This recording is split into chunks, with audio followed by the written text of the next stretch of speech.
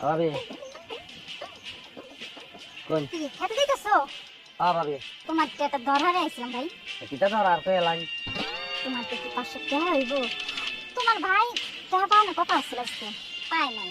ঘরে বাজার সদাই কিছু তাই নাই। তুমি যদি 500 টাকা দিতা তাহলে বাজার সদাই করতাম, 2 দিন পরে দিয়ে দিলাম।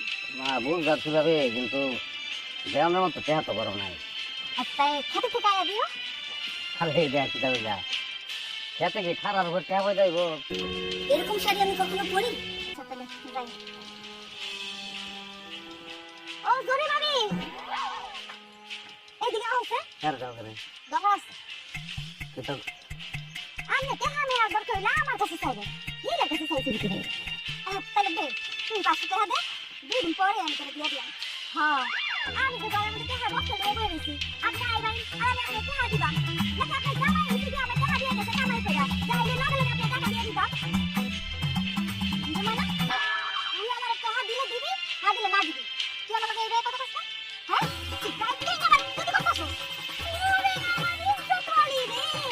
এত ইজ্জত যদি থাকে তাহলে কত করতে লজ্জা লাগে না? লজ্জা লাগে না আমার জামাই কাছে টাকা চাইতে? ওরে কাজ্জা করে তোর মতো কাজ্জা করবে আমি জীবনও দেখছি না। তোরা যে আমার দুনিয়া লাগে।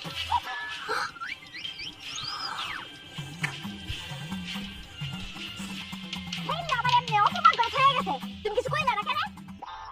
হিলার ক্ষমতা নিয়ে আছে তোমার অফোন করণের। এত হিয়ালের মতো লিঙ্গুর নামে গেল গা, দেখলাম না? আচ্ছা আমি বুঝলাম না, হ্যাঁ তাই কেন লাগে রে? হ্যাঁ আমি তো নাই করে দিচ্ছিলাম। তুমি কেন না হরনের?